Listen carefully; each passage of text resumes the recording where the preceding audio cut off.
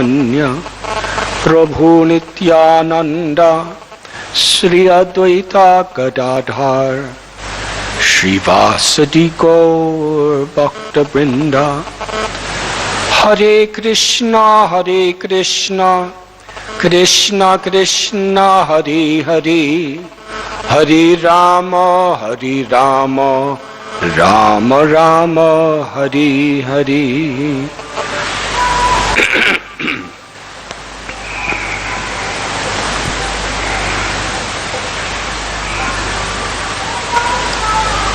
I am very grateful to be with all of you in this holy place, Rishikesh, in the Himalayas, on the banks of the holy river, Mother Ganga. My special gratitude to Her Grace Sadhvi Bhagavati Devi for being here with me, and for Param Puja Shri Chidananda Saraswati Maharaj for organizing this beautiful event, bringing people from all sectors of life together in this holy place. About 5,000 years ago, there was a gathering of great yogis and sages on the banks of a river not too far from here called Gomati, in a forest of Naimisharanya. These sages and rishis and yogis, they came together for one purpose: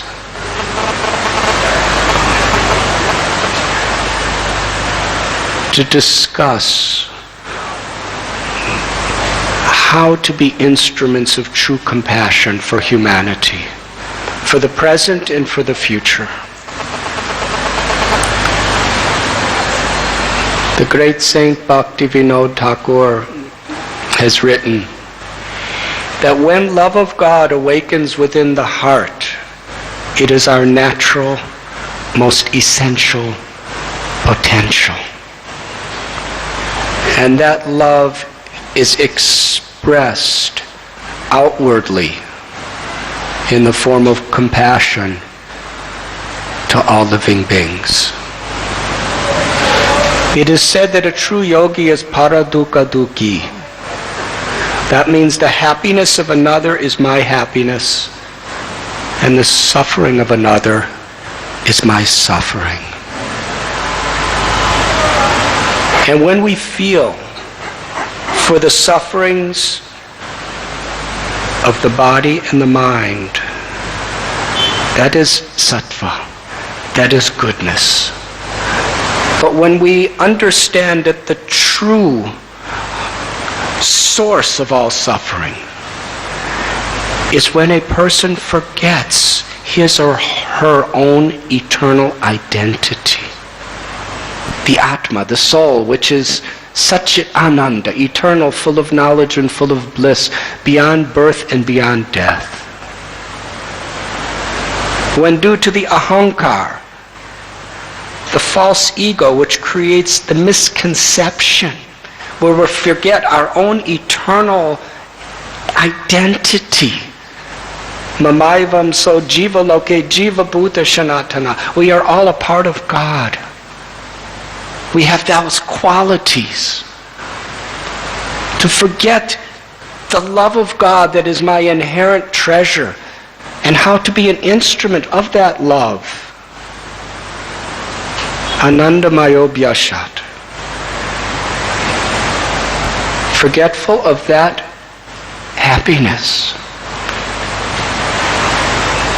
we are prone to seek that same happiness through so many of the temporary, ever-changing things of this world. And it becomes so complicated and so implicated.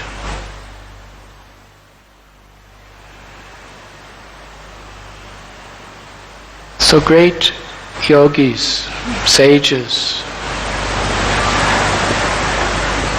they understand that the greatest compassion is to help people awaken their eternal, blissful, loving identity.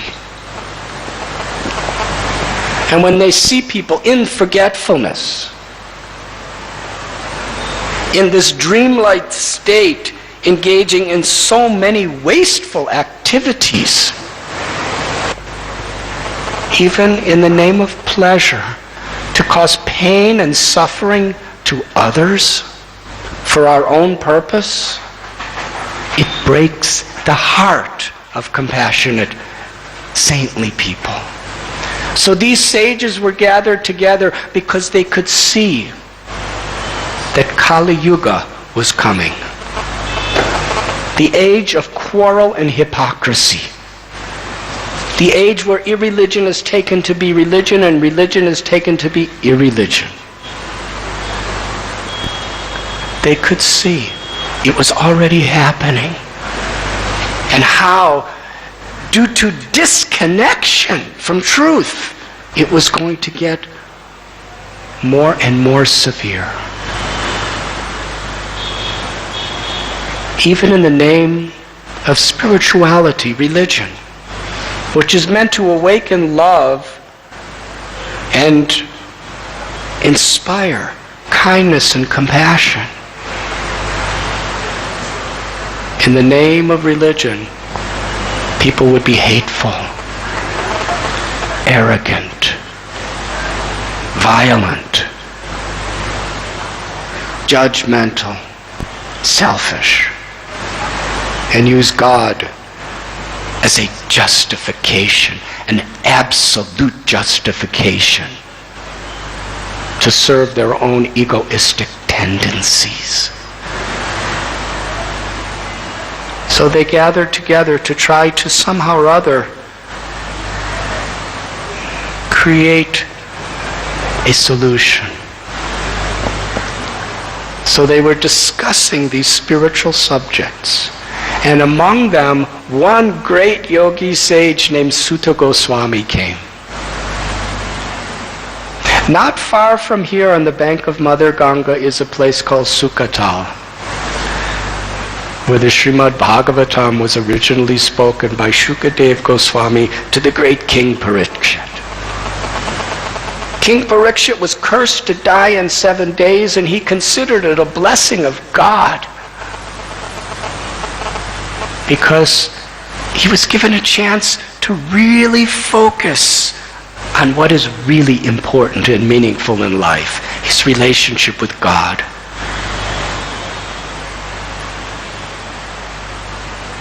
He asked 3 questions to a gathering of sages. What is the essence of all the great religions of the world? What is the prime responsibility of a human being, and what is the duty of a person about to die? Sukadev Goswami spoke 18,000 verses called the Srimad Bhagavatam in answer to those questions. And one of the people who was quietly sitting and listening and remembering everything was Sutta Goswami. He came to this gathering in Naimisharanya on the banks of the Gomati River, and all the sages asked him the same essential questions.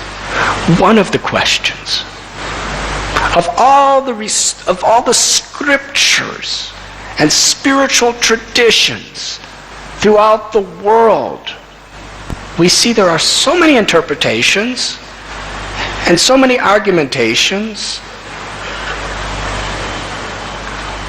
that is dividing people in so many ways. What is the essence? The essence of all spiritual truths. Sanatana Dharma. And Sutta Goswami answered,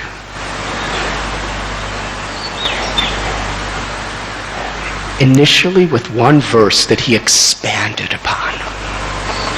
Savai pung sang paro dharmo yatho bhaktir hokshaje ahoitaki aprati hata yagatma suprasidati. The supreme dharma. Dharma sometimes means occupation, sometimes means religion.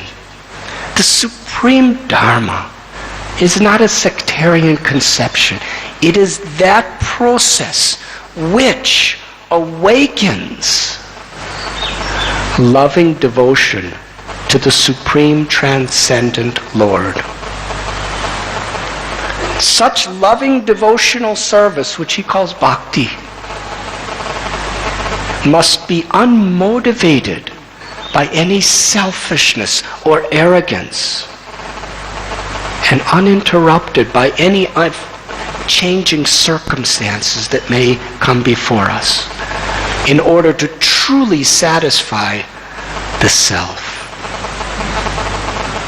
In the next verse he speaks, Vasudeve Bhagavati Bhakti Yoga Prayojata Janayatyashu Vairagyam Jnanam Chayadohaitakam. When such love of God, love of the supreme truth is awakened from within our heart, then we fulfill the culmination of all detachment from material things and all knowledge, vairagya and jnana.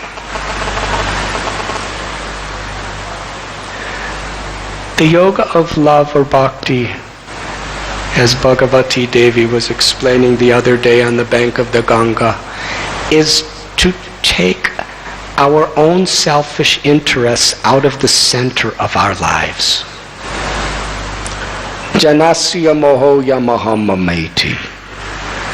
The root cause of all conflict and suffering in this world is we are in this conception of thinking in terms of I am this body, I am the designations of this body, and whatever is in relation is mine. I, me, mine. That creates so many divisions.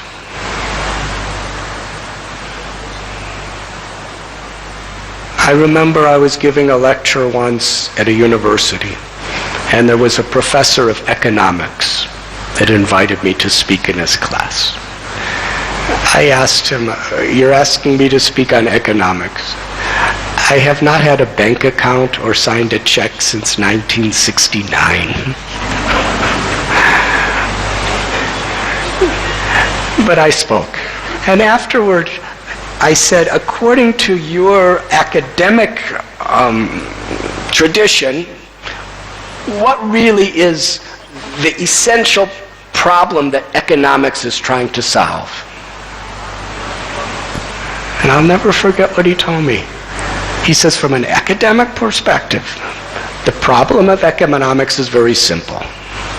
There's only a limited amount of resources within the world, and every person has such selfish greed that everyone needs unlimited resources. So there's a lot of problems.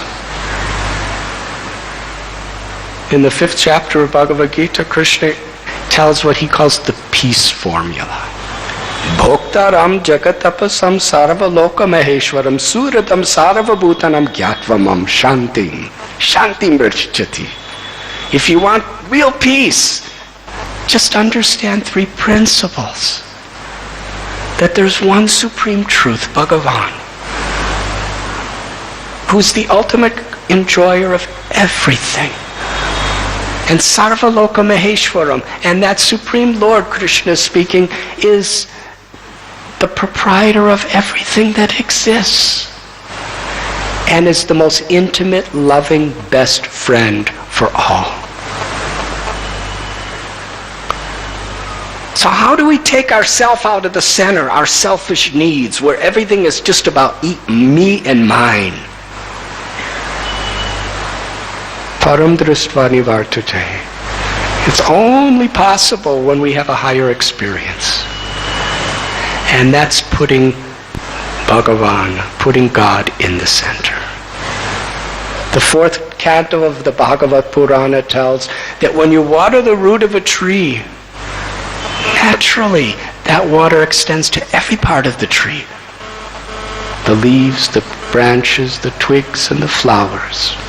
And similarly, when we put seva, service to God, loving God in the center of our life, that love and that service extends to every living being.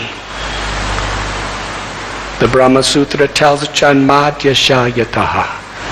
The absolute truth is the source of everything and everyone. We cannot love God and not love every living being. Because every living being is a part of God. And nature is the divine energy of God. There are so many problems, both in the way humans are living with such enmity toward each other, such enmity toward other living beings, slaughterhouses, cruelty. It's considered normal in Kali Yuga.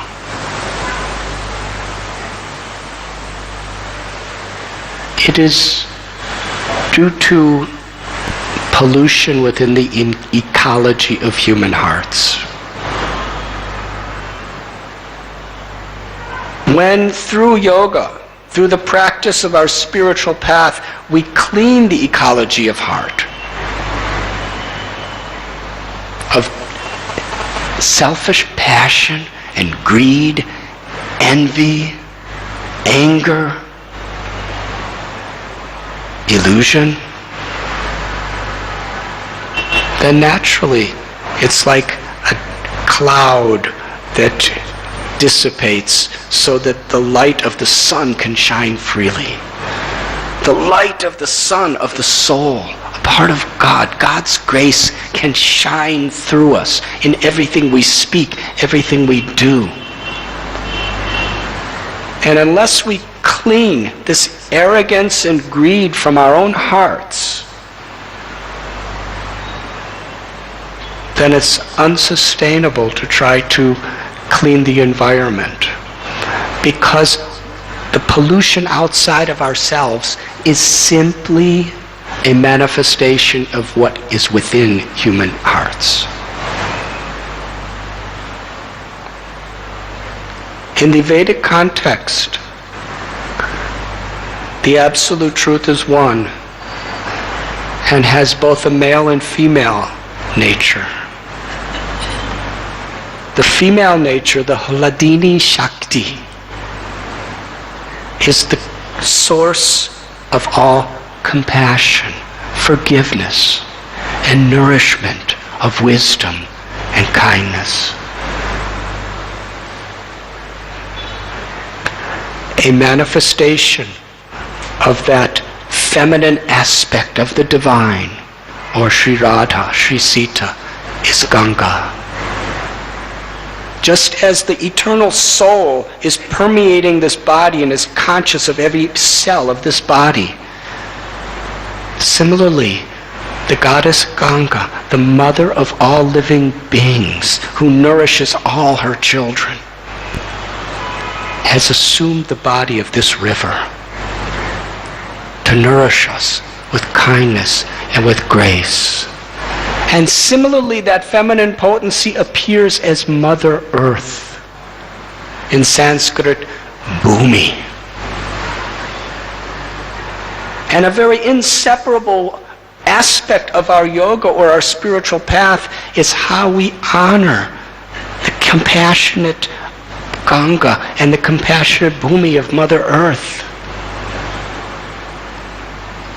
In the Ramayana, Sita, the consort of Sri Ram, she was born from the earth. Very symbolic. Ravana, he was actually a very powerful mystic. He performed tapasya in various places, including Gokarna, where he attained such powers. He could change his form. He could chant mantras and create unbelievable nuclear-type weapons. He could see distances.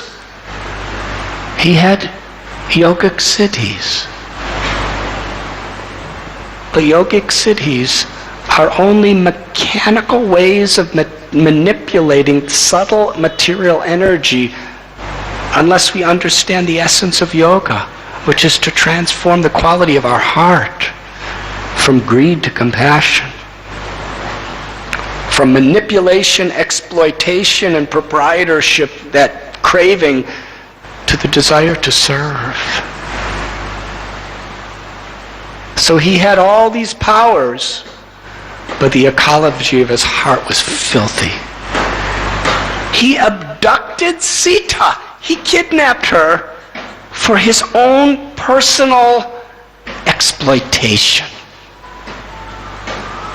And he kept her on the island of Sri Lanka. He separated her from Ram. And then there was Hanuman, the symbol of bhakti, or love. He jumped across the ocean and performed such incredible historical deeds to bring Sita back to Ram. So each and every one of us, we have these tendencies. We have the Ravana tendency, the tendency to exploit and be selfish and put ourself in the center, and the Hanuman tendency to serve with love. And at every moment, we have the choice. Are we going to follow Ravana's example or Hanuman's example? If we follow Hanuman's example, we are instruments of compassion, of grace to the world, to the environment, and to all living beings. If we follow that influence of Ravana that's within us, then we pollute the environment and we selfishly cause so much harm and pain to others. So yoga is to harmonize the body with the mind, with the intellect, with the Atma, with the eternal nature of our true self. And then to harmonize the self with the will of the Supreme Self, the Paramatma, who we call Krishna or Sri Ram. And then to live in a spirit of seva, of loving service. It is that loving service that actually gives true happiness to ourselves, and it's the true wealth we have to share with others.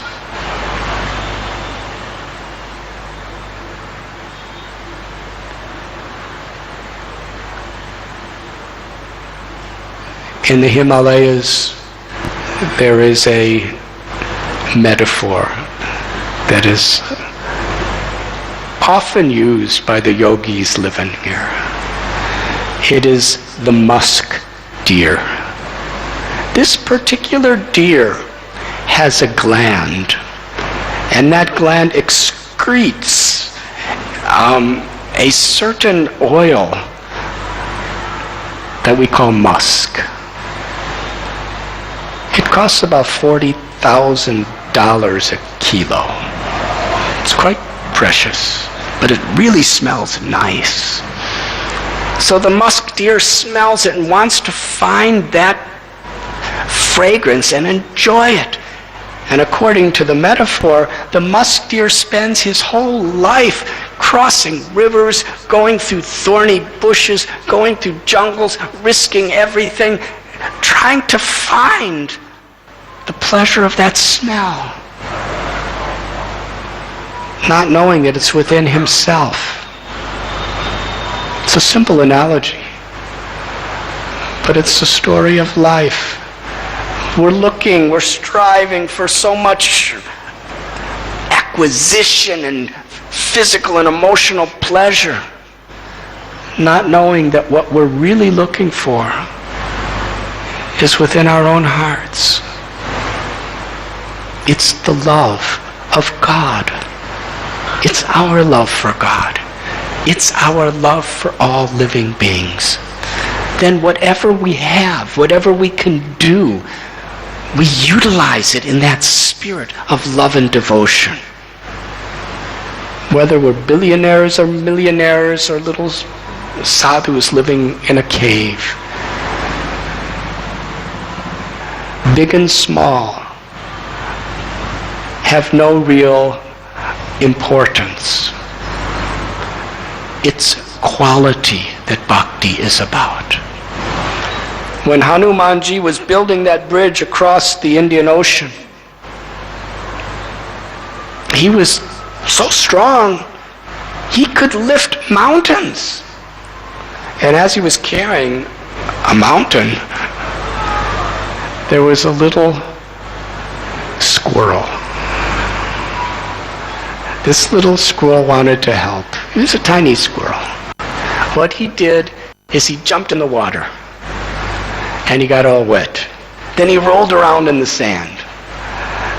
And then he got on the bridge, it was just being built, and he started shaking himself. And the sand went on the bridge. And that was his contribution, a few grains of sand. But while he was doing this, he was standing right in front of Hanuman, who was carrying a mountain, and Hanuman couldn't move forward. So he said, "Please move." And Ram said, "No, he's doing as much as you. Your capacity is to lift mountains. His capacity is to lift grains of sand. But you're both doing everything you can with the same spirit of devotion."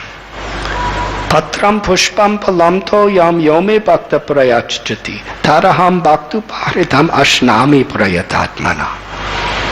Bhagavad Gita tells, even if you offer me, Krishna says, a leaf, a flower, a fruit, or a little water, if it is offered with devotion, I accept it. Bhakti understands that the Lord is bhavagrahi janardana. That means he only accepts the essence. And what is the essence? The quality of the sincerity of our love, of our devotion.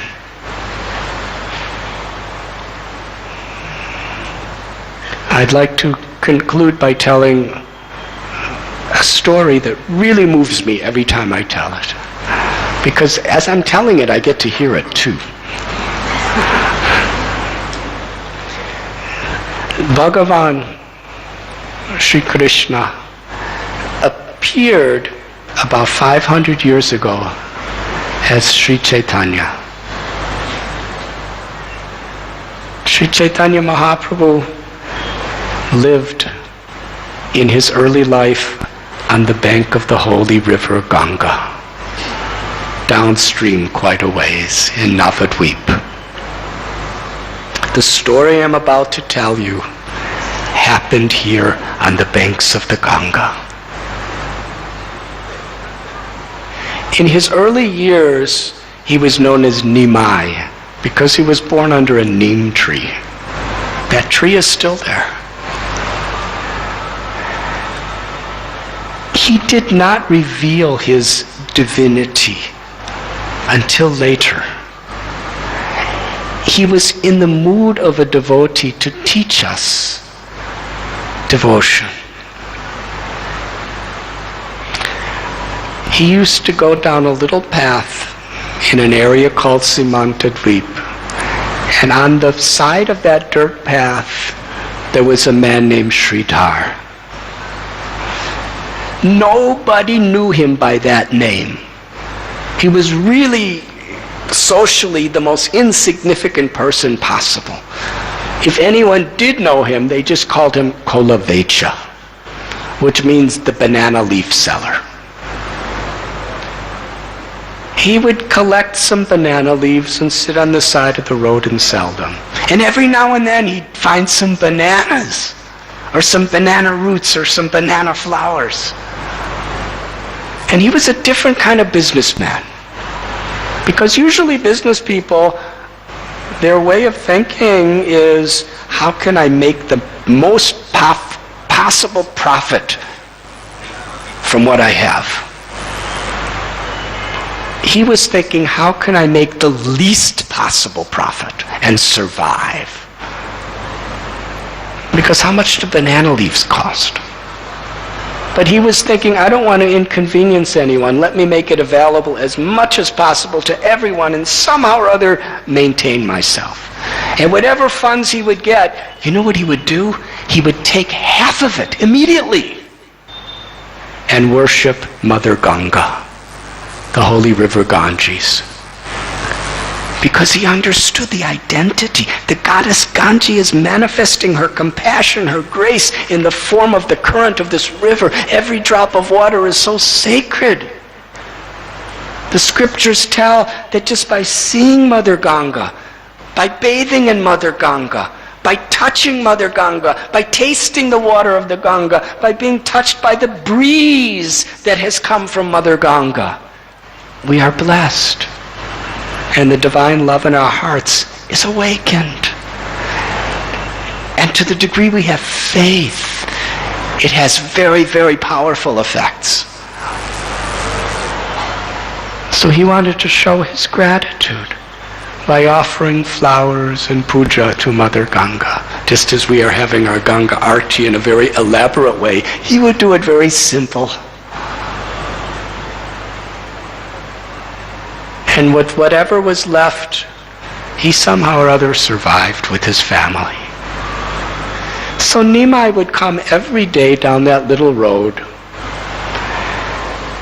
and ask him, how much is your bananas? Sridhar would say, a really fair price. Nimai responded, it's too much, I'll give you half. And they would argue about the price of the bananas. Eventually Nimai would just say, why are you cheating me? I will just take it for nothing, and walk away. And Sridhar was, because he was a devotee of Krishna. He didn't know that Nimai was Krishna, but he loved him just like he loved Krishna. It was very mysterious. It's described that every day, this is in the scripture, Nimai and Kolavecha Sridhar would argue the price of bananas for minimum 3 hours. And if Nimai was coming down the road a little late, Sridhar would just be looking at the dirt path, looking and looking, where is Nimai, where is Nimai? And he didn't see him. Is he not coming today? His heart would be beating with expectation, with longing and yearning to see Nimai. And then when he would see Nimai coming, Nimai's coming! And he would somehow contain himself. And Nimai would say, how much is the bananas today? And they'd argue for a few hours, and it was a loving exchange. And then Nimai would take the bananas and walk away. One day Nimai said to Sridhar, why do you worship this Krishna? What is the use of this bhakti yoga? What is it doing for you? Look at all around you, there's wealthy people. They don't do this. They have nice clothes.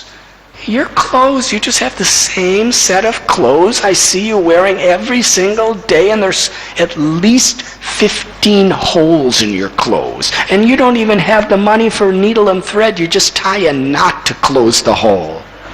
And your body is so skinny and weak looking, and your house is just one room of a straw hut with absolutely no furniture.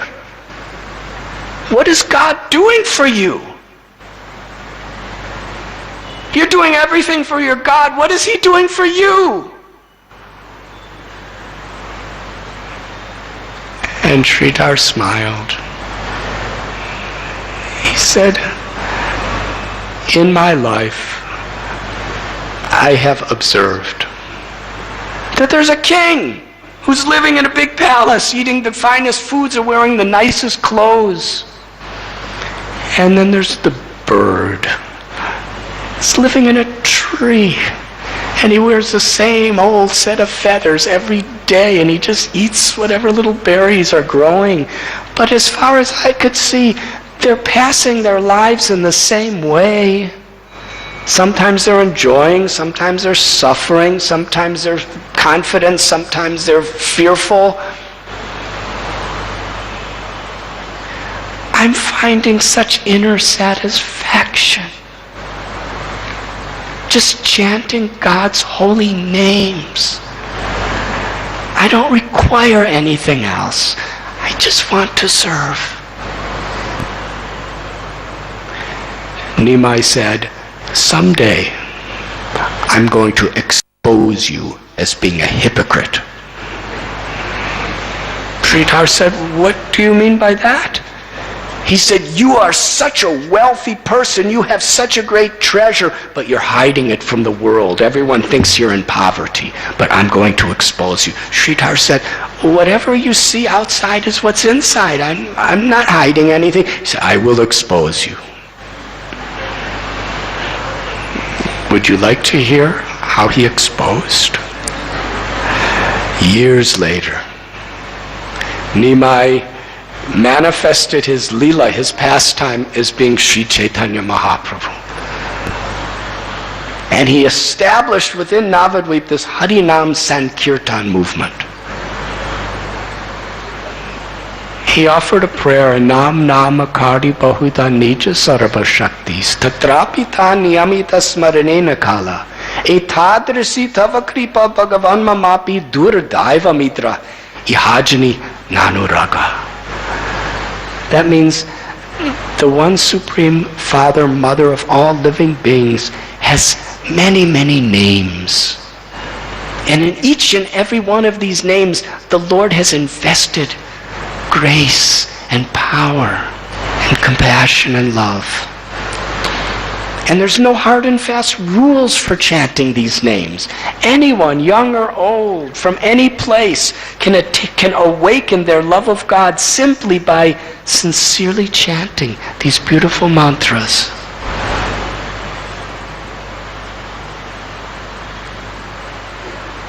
Cheto darapana marjanam.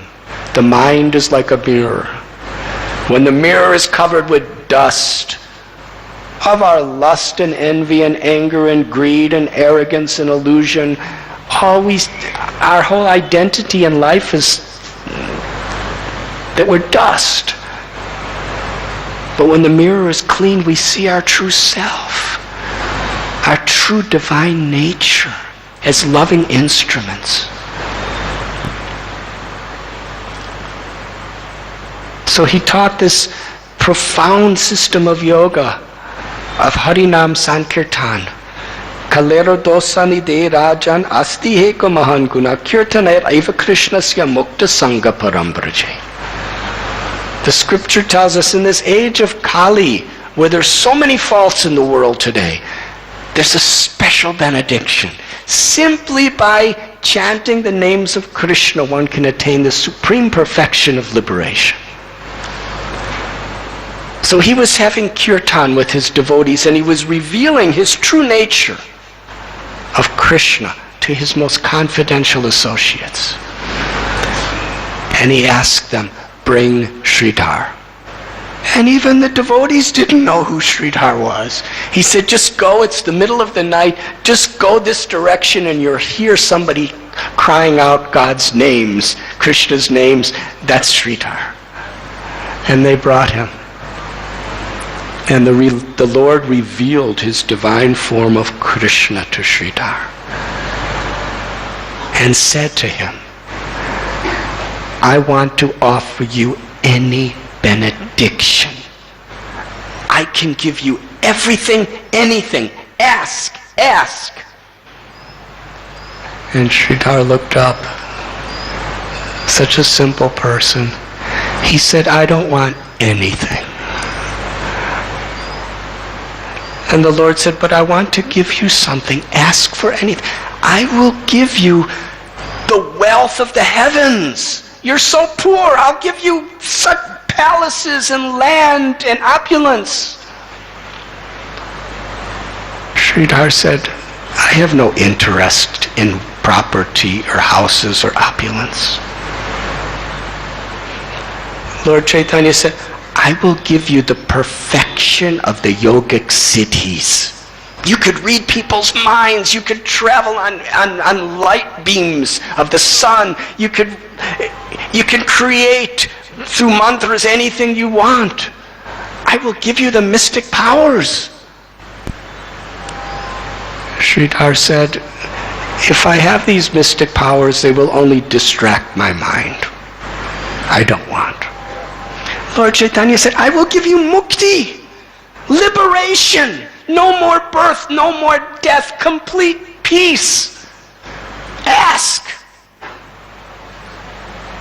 Sridhar said, I have no interest whatsoever in moksha.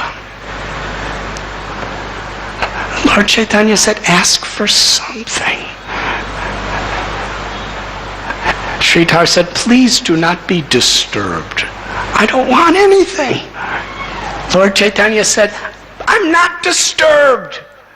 Sridhar said, I only want to please you. And Lord Chaitanya said, it will please me if you ask for something. I will end with this request. Sridhar said, if it pleases you that I ask for something, then grant me this one benediction. In every birth I may take anywhere,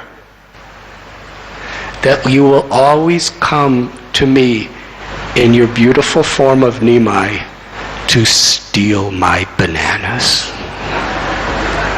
I want nothing else but to be the servant of the servant of the servant, and always remembering you and chanting your holy names. Hare Krishna, Krishna Krishna, Hare Hare, Hare Rama, Rama Rama, Hare Hare. This is one little historical episode that took place on the bank of Mother Ganga that reveals the principle of unconditional, unmotivated love. I thank you very much. Thank you. It's okay. Thank you so much to our beautiful Puja Radhanath Swamiji for such a wonderful talk on the yoga of love. We will now share for a little bit about life as yoga, life as union, how to really bring that union into every minute and every moment of our day. And then we will have time for questions and answers.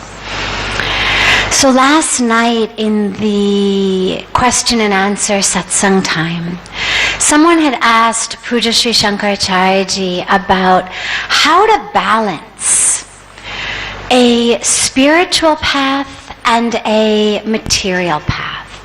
How to really have a deep spiritual practice while at the same time being successful in our material world. And what I loved about the question is it, of course, is something that afflicts so many of us. This sense that our career life, our social life, our academic life is somehow separate from our spiritual life. And that this over here is time for our material success. This over here is time for our academic success.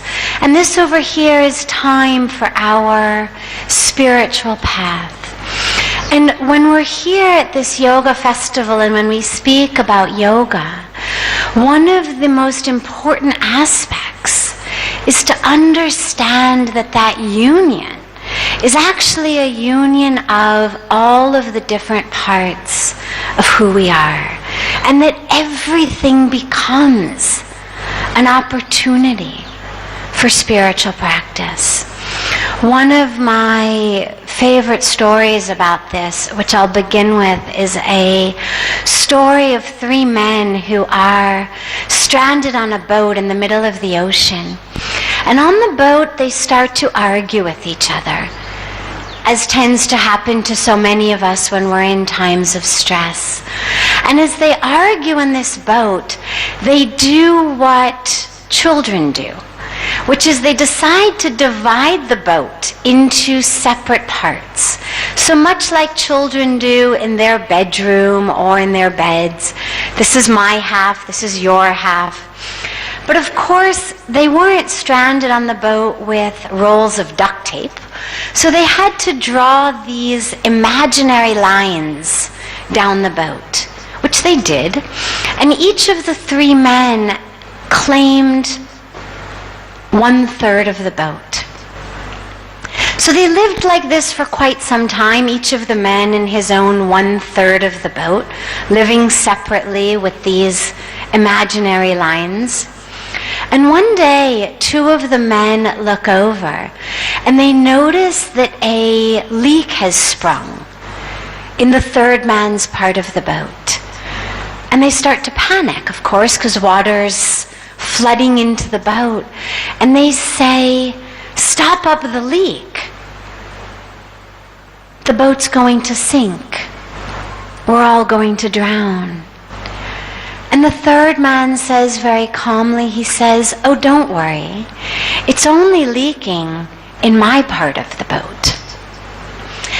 And the reason that I love the story so much is that we all intuitively understand that a leak in any part of the boat, imaginary and invisible lines or no imaginary and invisible lines, is of course going to bring the whole boat down.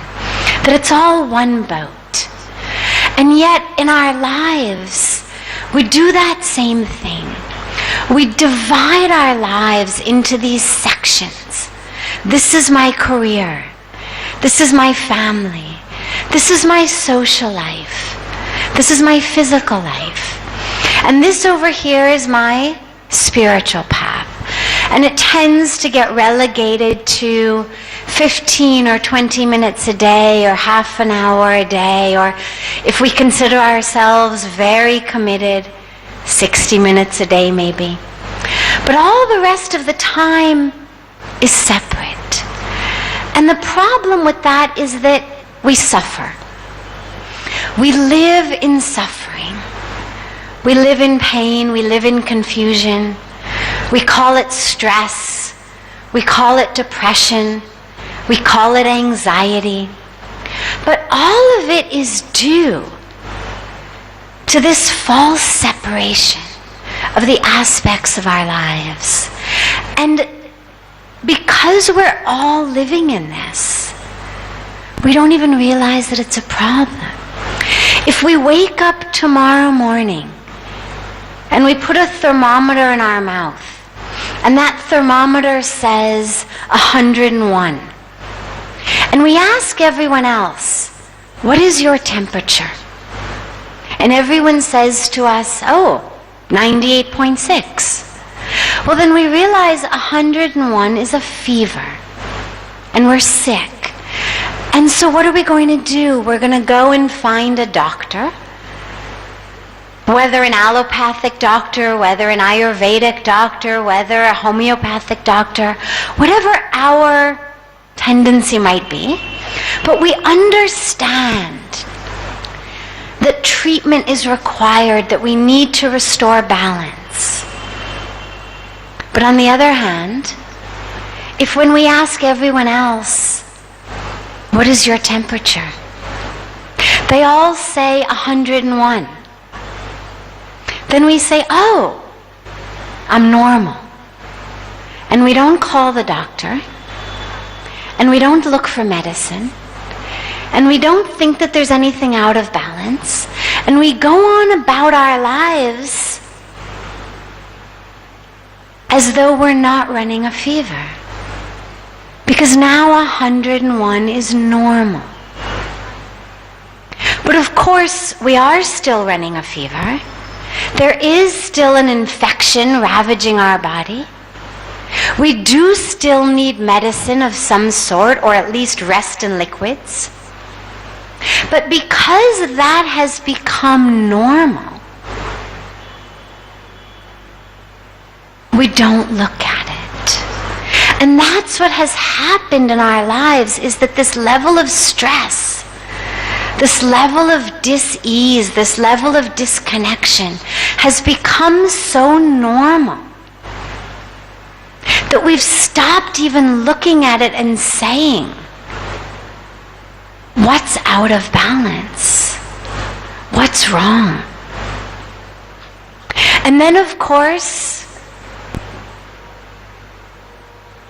how do we solve the level of stress, disharmony, misery? We go out, we use drugs, we drink alcohol, we gamble, we shop, and we become literally pawns in the hands of the media, society that tell us, oh, you feel stressed, you feel depressed, you feel tense, you feel anxious. Buy this, look like this, go here, go there. This is what you need. And of course, what we're really selling is peace. We're selling happiness. But we're able to sell it in this way because everyone is so stressed and out of balance.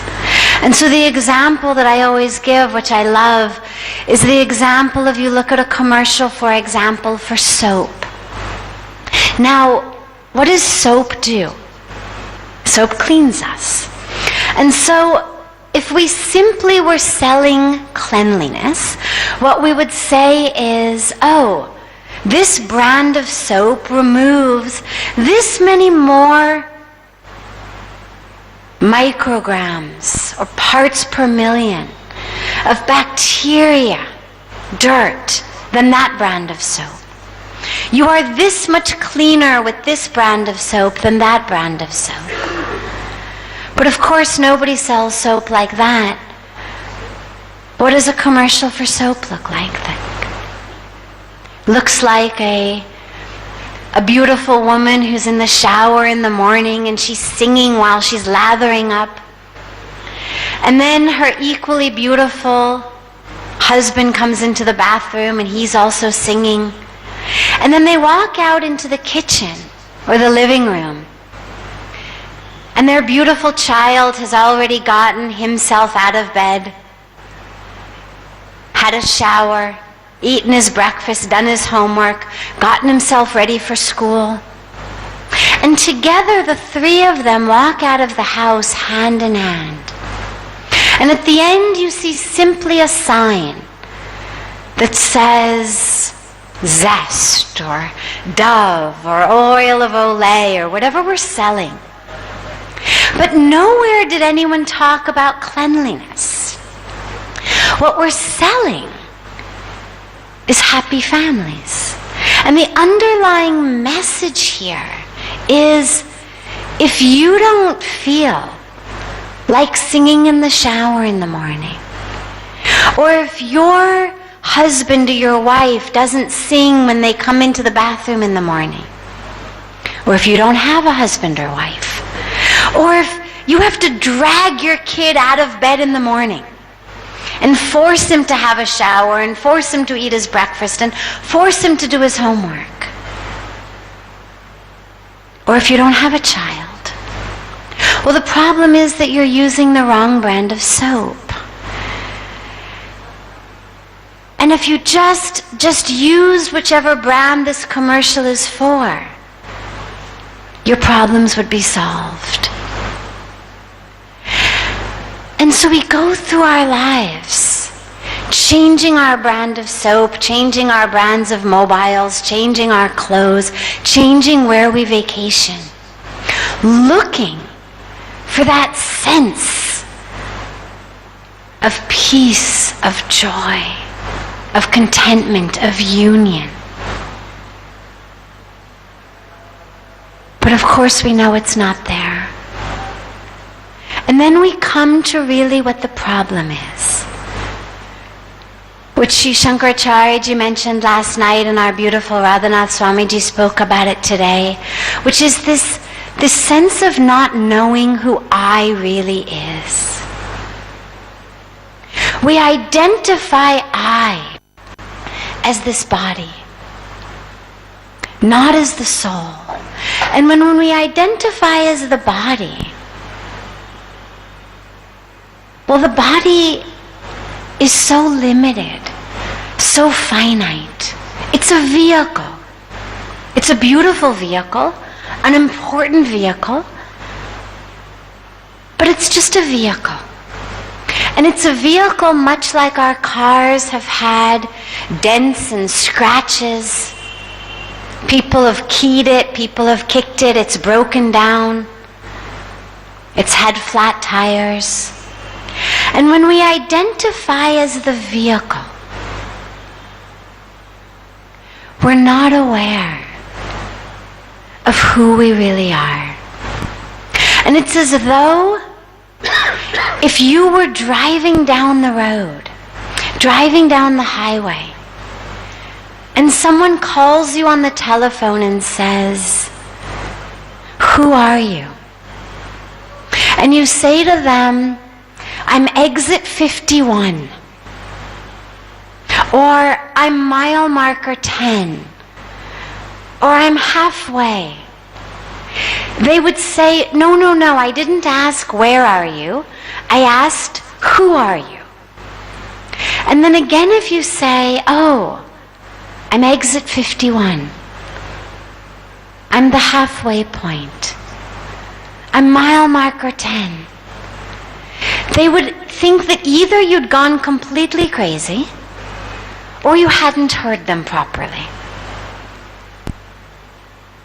Because we all understand that exit 51 or halfway or mile marker 10 is just where I am at this very particular intersection of time and space. It's where my vehicle has reached to. But that's actually just as crazy as saying,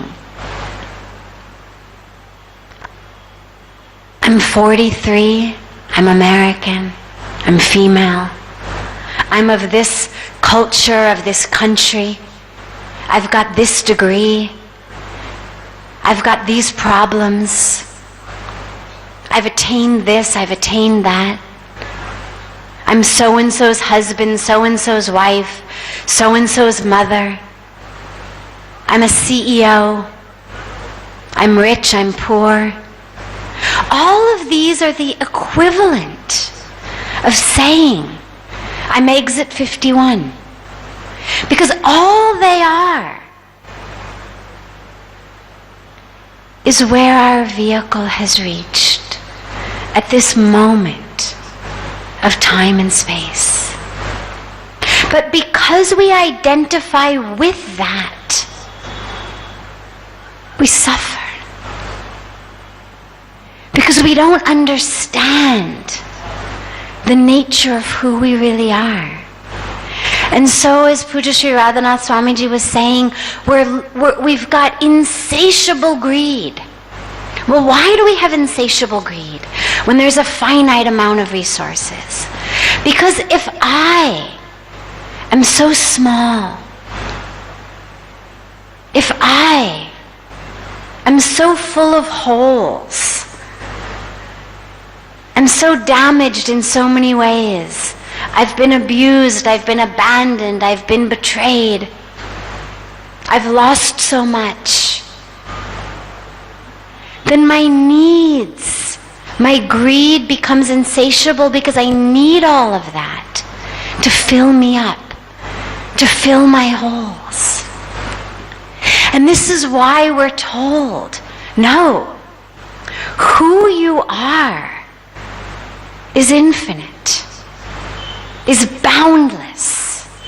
There's a beautiful mantra that says Purnamada, Purnamidam, Purnat, Purnamudachyate, Purnasya, Purnamadaya, Purnameva Vishishyate. And what it means is that, the capital T, that, the divine, the creator, is infinite and whole and complete and boundless and perfect. And this, which has been created by that, by the infinite, is also, therefore, whole and complete and perfect and divine. When we remove anything from infinity, it's also infinite. Math tells us the same thing. What is infinity minus 10? Infinity. Infinity divided by 2 is what? Infinity. Infinity divided by 7 billion is what? Infinity. So every one of us that has been created by that which is infinite is also infinite. And if we've been created by that which is infinite, by that which is whole and complete and perfect and divine,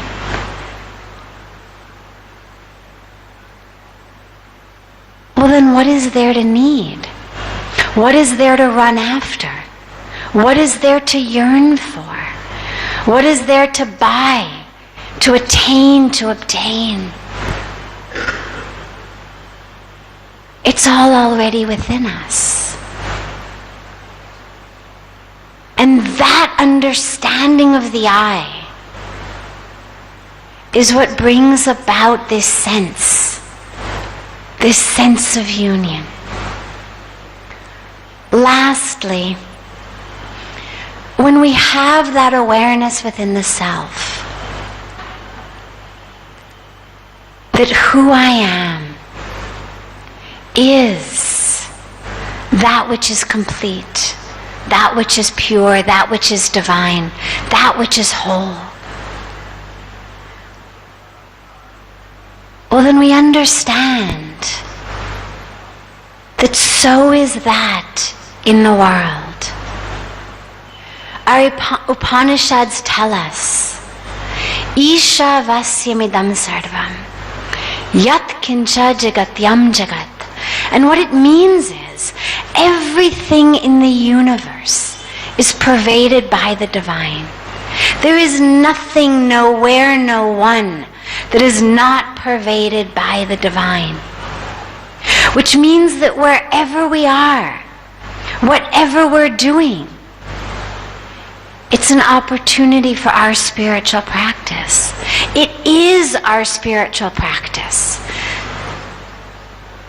That same divine we pray to in our temples, or we connect with in our meditation, or we're uniting with in our yoga, exists in all of the people, all of the animals, all of the natural environment. And so suddenly, getting to our yoga class, or getting to our meditation class, or getting to temple is also meditation and yoga. Otherwise, what happens to so many of us? We're stuck in traffic. We're late. Someone has made us late. We're cranky. We're irritated. And it becomes, get out of my way. I've got to get to yoga class. Get out of my way. I've got to get to my meditation class. Get out of my way. I've got to get to temple. Well, aren't all those people in all those cars, also part of the same meditation? Aren't all those people part of the same divine? And so every one of them becomes an opportunity to connect with. Every one of them becomes an opportunity to practice our yoga, to see that union. And the last point I want to mention is that, we focus so much on attaining and learning and acquiring and becoming something new, something else from outside. If I just can get that certificate, that degree, that teaching, then I will become something. Then I will be who I want to be. And what we're told over and over and over again is that divine lives within us. And all we have to do is open our eyes. One of my very favorite studies from psychology is a study in which they took all of these subjects. Now, in psychology, typically the subjects are always university students, graduate students. So they're very smart people. We're not dealing with people who are blind, out of touch. It's always students who are used to paying attention, students who are used to being able to follow instructions, do what they're told, keep their eyes open. And so in this study, what they did was they took hundreds and hundreds of these students and they gave them a test. And the test was, watch a 6-minute video of a basketball game. And in this basketball game, you have to count how many baskets the white team makes and how many baskets the red team makes. Okay, very simple. Only 6 minutes. And so all the students did this, and at the end of the 6-minute video, the researchers asked them to write down how many baskets each of the teams had made. And then the researchers asked the main question. Because of course in psychological studies what they ask is never what they're looking for. And the real question was, did you notice anything else? And more than 50% of these students, these bright, aware, university and graduate school students, more than 50% of them said no, they didn't notice anything else. Well, halfway through the basketball game, an enormous gorilla had come onto the basketball court, smack in the center of the camera, and had started to dance, completely blocking out the basketball game. For 30 seconds, a gorilla had danced in the middle of the frame, and more than 50% of them missed it entirely. Why? Because it wasn't what they were told to look for. The instructions were, count the baskets. And so they all did that. They all got the right number of baskets. They didn't miss a basket. But they missed the most obvious thing in the entire 6 minutes. An enormous gorilla dancing on a basketball field. Simply because it wasn't what they were told to look for. And this is what happens in our lives. What we are told to look for in our lives, in our measures of our success, in our measures of our our happiness, our joy, our lives is how much are you making? What's your career? Where do you live? How many kids do you have? Where do you vacation? What's your waistline? Where do you shop? All of these external aspects. And so we do this. We're very good. We pay attention. We count the metaphoric baskets. And then we come to the point in our lives where someone says to us, or a voice within us says to us, is there anything else? Did you see something else? And tragically, so many of us, no. Was there something else? Did I miss something? And like in the study, the whole point was the gorilla, not the baskets. They actually didn't care how many baskets each team had made. At the end of the day, nobody's going to ask you, what was your bank balance? What was your waistline? Where did you vacation? At the end of the day, all that matters is, did you see something else? What else did you notice? What else did you experience? And for that, all we have to do is keep our eyes open. It doesn't mean that we can't simultaneously be counting baskets, that we can't simultaneously be attaining great success. But we just have to keep our eyes open and our hearts open and our awareness open, because it's right there.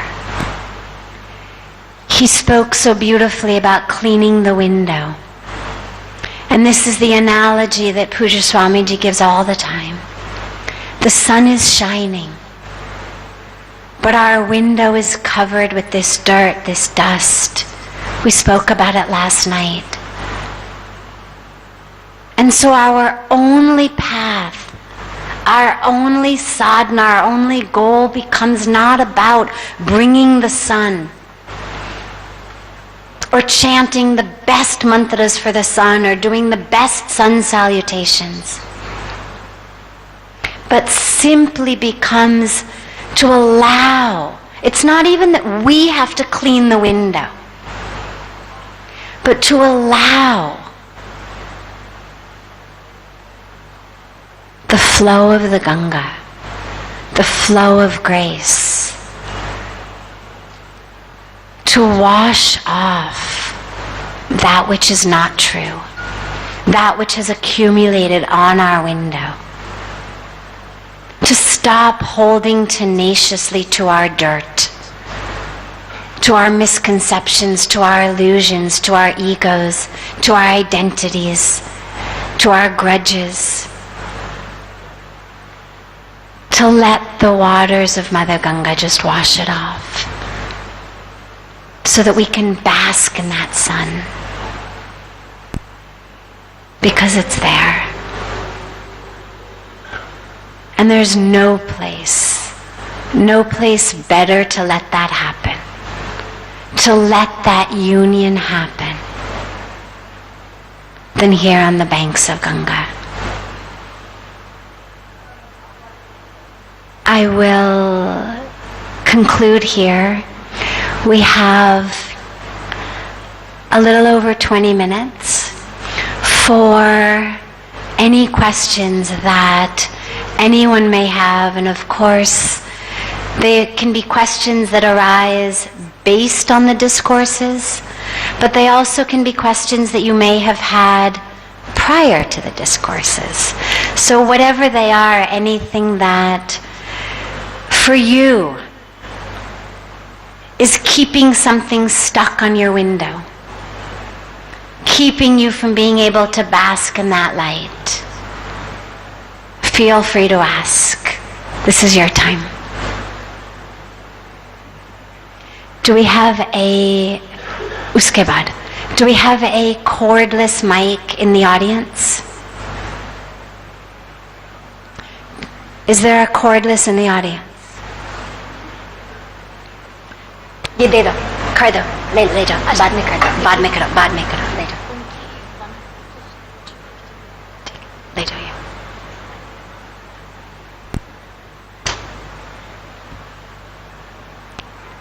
Oh, actually they have a cordless in the audience. Sorry. Raise your hand if anybody has a question. In the meantime, if anyone has, they raise their hand and a mic gets to them. In the meantime, I just would like to also quickly call forward, because they have a flight that they're about to miss and we don't want them to miss their flight. I'd like to call forward our beautiful Krishna Raman and Farzana ji, who have been with us for the last 2 days, teaching wonderful asana classes and also running a yoga therapy camp. And I will ask Puja Radhanath Swamiji to bless them with a sacred shawl. They are not only a union of yoga in their teachings, but also a union of yoga in their lives with a traditional Hindu South Indian family from a traditional Muslim family, coming together in a yoga of union, of love, of oneness, that of course benefits and serves and brings light not only to them, but to all of those whom they teach all over the country and all over the world. So just before we take the first question, because they have to leave, I will ask him to please bless them with a special shawl.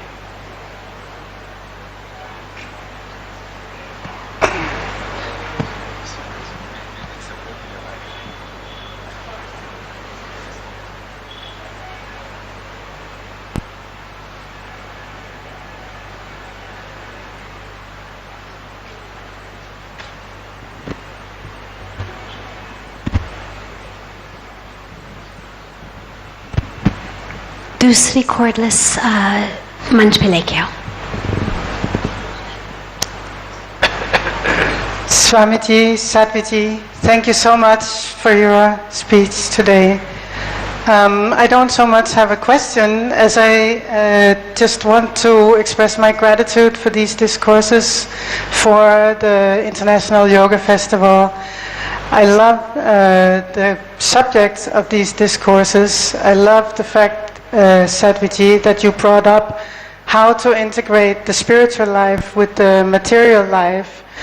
I have the privilege of spending, as a participant here, 7 days immersed in yoga, and then after that I will return to my country, and my material life imposes itself on me again, And so for me, the challenge is really to integrate the two aspects of my life. And yoga is really instrumental for me in that I have heard a lot about disease, disorders being rampant in our society. And I have thought of what a lot of people suffer from is repetitive comparison disorder. It's not a real disorder, but I have suffered from it myself. And what you said about the thermometer, I think is very, very great story, because when I compare myself to someone else, I forget to take my own temperature and feel who I really am and how I really feel. And I get to do that when I'm here in Rishikesh, and I can take that home with me. And I'm just very, very grateful for being able to be here and being among all the participants as well. So I just want to express my gratitude for that. Thank you so much.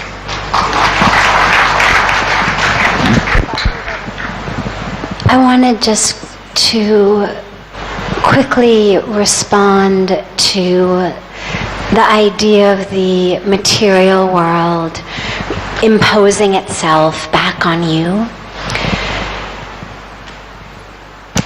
When you go back, remember that the only thing you are called upon to do in your spiritual practice is to be present with each moment. Every spiritual practice, every teaching, every tradition, depending on where it begins, where it ends, it doesn't matter. Every one of them is just a way to have us be present with the divinity and the truth of that moment. And I mention that because for so many of us, the instinct is to try to close our eyes and be back here on the banks of Ganga. Okay, I'm sitting in a subway, but if I just squeeze my eyes hard enough closed, maybe I can feel like I'm back on the banks of Ganga. And while that's beautiful on some level, it takes you out of the moment. And really what the practice is about is, can I, here on the subway, here with these people who may not be as committed to yoga as the people I was surrounded by on the banks of Ganga, can I be fully present with the perfection and the divinity and the presence of God in this moment where my vehicle is? Because at that intersection of time and space, you're actually on a subway. And no amount of squeezing your eyes shut is going to change that. So the question becomes, in that moment, in that intersection, how can I be aware that this moment and this place and this intersection is just as full of divine perfection as where I was 36 or 72 hours ago? And that becomes the practice. So this becomes like the charging area. But then this becomes something that you carry with you into that area. You may have noticed here in India that we have the cow is our sacred holy animal, and people worship the cow. And of course there's so many beautiful reasons for it, but on a personal level, the reason I worship the cow is because it would be easy to say she's stupid, she doesn't know.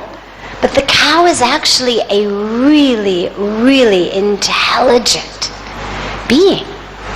And yet, there she lies, peacefully, calmly, meditatively, in the midst of screeching traffic, where any moment anybody could run over her. You've seen this on the streets everywhere in India. And this cow is able somehow, in the midst of traffic, in the midst of chaos, to stay at peace. She's not sleeping, and she's not stupid. She's right there, fully present, fully aware, and fully connected and fully peaceful. And that becomes the motto to take home.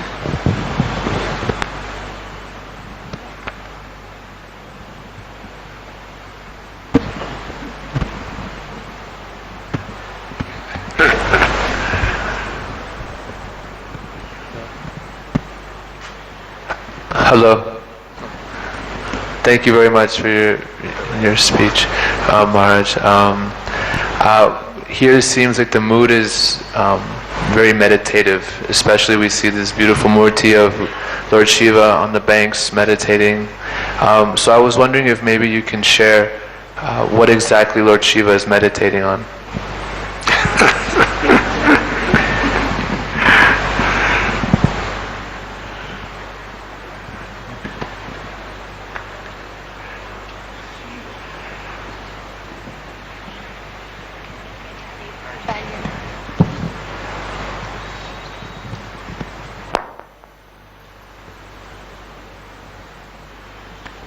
It is very difficult to understand the mind of a great personality. So it is beyond the limits of our range of intelligence to truly comprehend what Lord Shiva is meditating upon. But I would like to say something.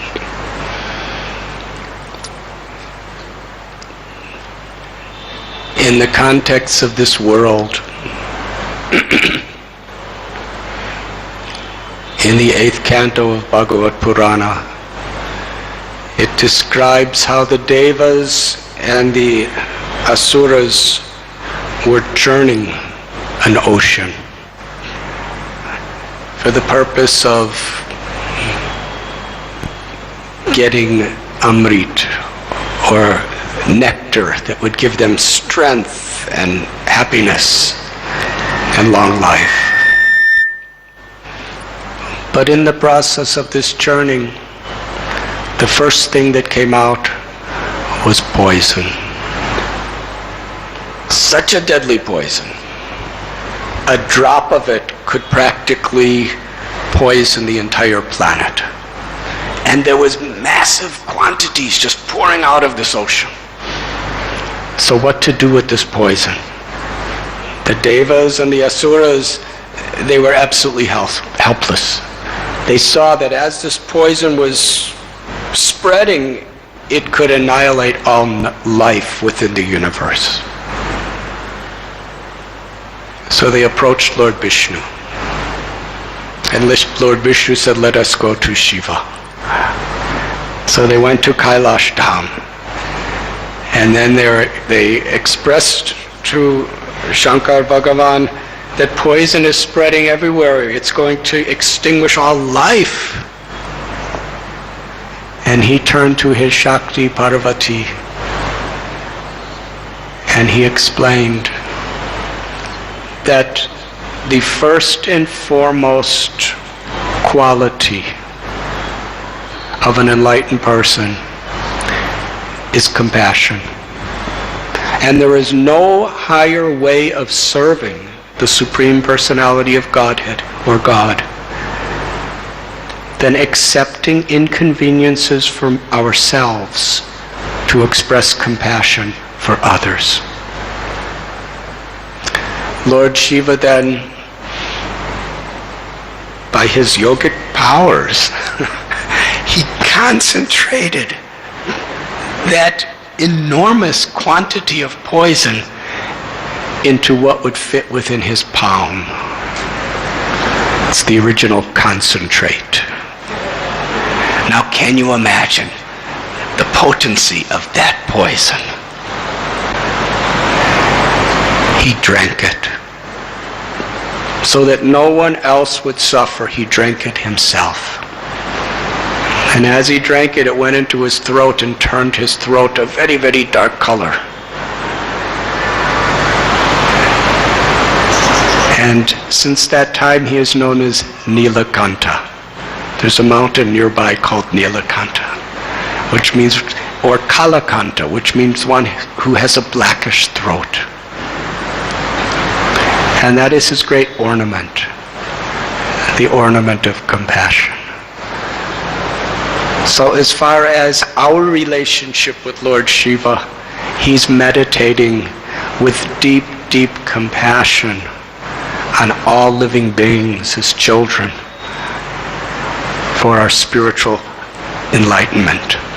And if we understand that meditation, then we will all try to make him happy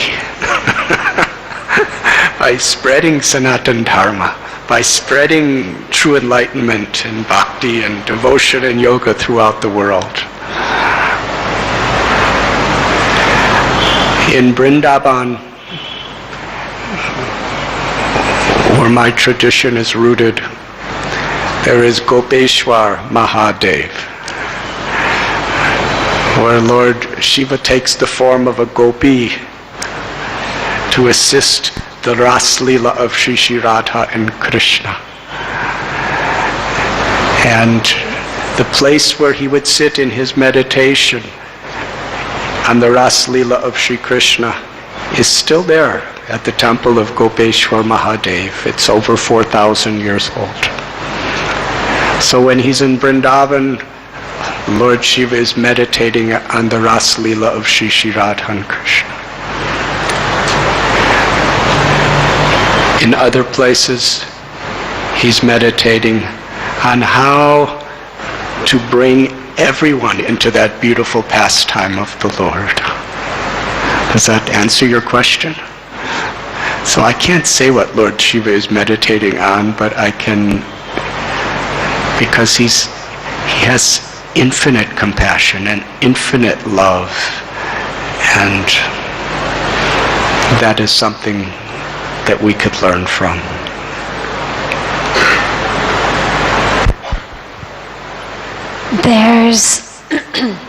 There's a beautiful symbol in a teaching and experience of Lord Shiva, which is available to, of course, everyone, but here very specifically because of the different aspects that we're presented with. So Lord Shiva tends to be worshipped in, depicted in 3 different forms, mostly. One, the form you see here on the backdrop as well as in our statue in the garden, which is his form meditating. And as you so beautifully asked, what is he meditating upon? As you walk through the center of the ashram, you will see what is known as Nataraja, which is Lord Shiva in his form of the dance, the Lord of dance. He's also known as the Lord of yoga. And then have the formless Shivling, where the Shiv Puja is performed. If you walk into the temple in the ashram, the Shiva temple, there's a Shivling where puja is performed. And what I love about those 3 aspects is most of us tend, again, to separate them in our own lives. This is me meditating. This is me in action, dancing, doing yoga. And then this is me in my formlessness, union with the divine. And yet, these 3 aspects of Lord Shiva, it's not like they move sequentially and first we worship one, then the other. Or first he becomes one, then he becomes the other. All 3 of them are here. And what it reminds us is that actually they're all simultaneous aspects of the divine and therefore of every one of us. And so how can we in our own lives bring meditation into our dance, into our action, into our yoga? How can we bring yoga and dance, action, into our meditation? How can we bring an experience of, an understanding of infinity, formlessness into our action and into our meditation? And so as we move through the grounds of the ashram, encountering all of the different forms of Shiva, it's a beautiful reminder that in our action there should be meditation, stillness. And in our meditation there should be dance. And in both there should be that formlessness, that infinity, that experience of the unknowable supreme reality.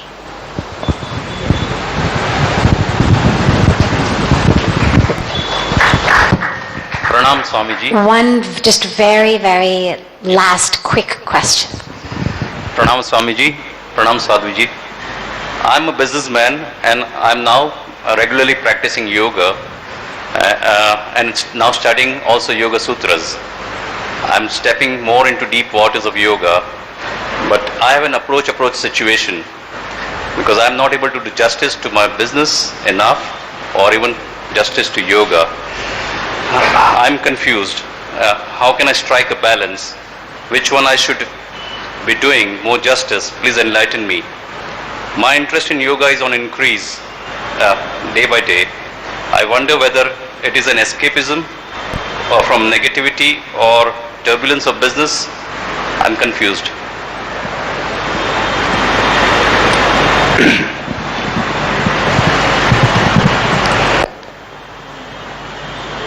Human intelligence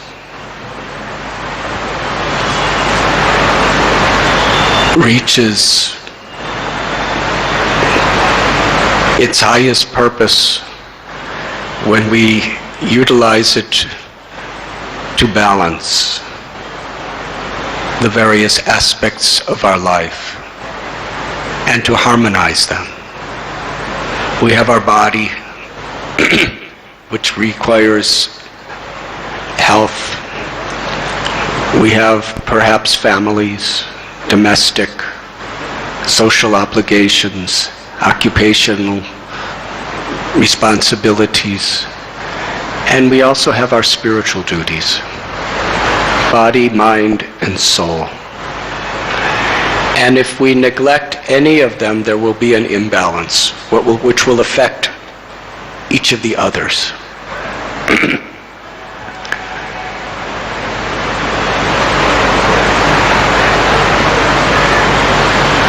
The tendency is we are so sensually focused that we become consumed by the pleasures of entertainment. We become consumed by our occupational needs to somehow or other earn more and more money, that we forget the needs of the heart, of the soul, who is our true self. Ultimately, the body will die, and the bodies of all of our loved ones will die. So while we're here, it is our responsibility to take care of these things, but not at the expense of the needs of the souls or the needs of the souls of our loved ones. So the tendency is there that we put our spiritual requirements aside because we're so much distracted by these limitless weapons of mass distraction that are all around us. So it is very important to balance. In order to actually have a spiritual quality to whatever we do, we need to give time and energy to our spiritual needs. Just like on a physical level, if you don't eat, you're not going to have the energy to do your work. Yes? If you don't sleep, you're not going to have the power to do your work. Now we could say, I'm going to give up eating and I'm going to give up sleeping because that gives me more time to make money. But it doesn't work that way. It'll disrupt everything. So similarly, if we understand in the association of saintly people, satsang, that we are essentially spiritual. And the real goal of life is to integrate the spiritual quality of our true nature in everything we do. But if we do not give time to nourish our spiritual awareness through our sadhana, through our spiritual practices, then everything else we do becomes very, very mundane. And even if we intellectually understand that everything is connected to God, unless we have a spiritual practice to tune in, to make that connection, then it's all hypothetical and theoretical. There's no experience.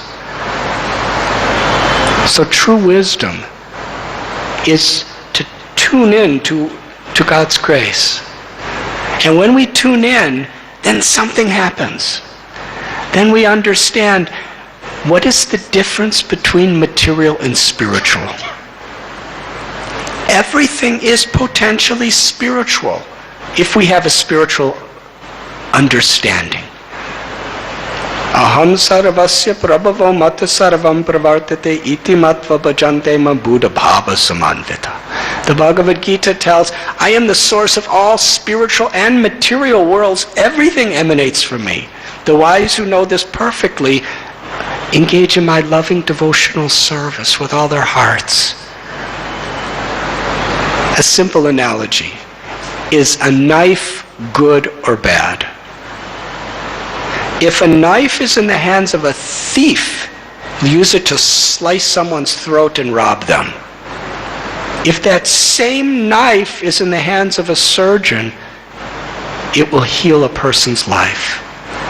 So the knife is potentially good or bad. So similarly, everything in this world, money, the stones, and our abilities, our prestige and reputation, everything within this world is potentially spiritual if we understand how through yoga to connect it to the true nature of the self as seva in the service of God. But in order to actually have that understanding and respect everything that we have as sacred, and every living being is sacred, satsang is important. Associating with people who give us that faith and that vision. And sadhana, giving special quality time every day to our spiritual practice. And then sadachar. And then performing our duties to our family and our occupation with that spirit. And that holistic way of life is what is actually yoga.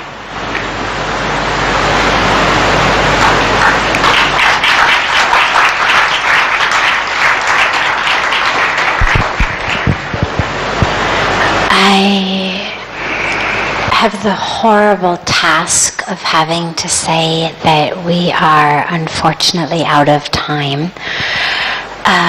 I know that we could sit here all day, but out of just respect for your bodies, which also need to be fed lunch, and out of respect for the presenters who are teaching at 2, I want to make sure that people have time to have lunch and get to the next programs on time.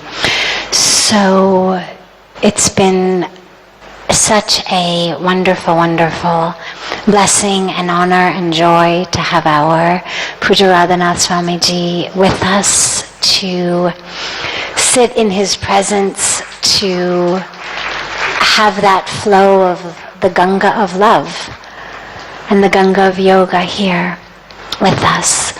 And maybe if we all beg him, we can convince him to stay all 7 days next year.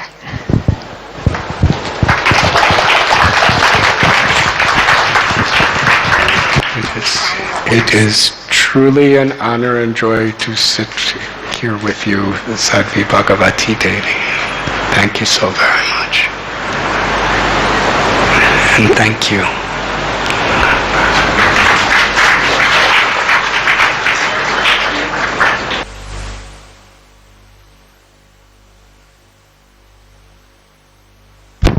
It's exactly 1:08.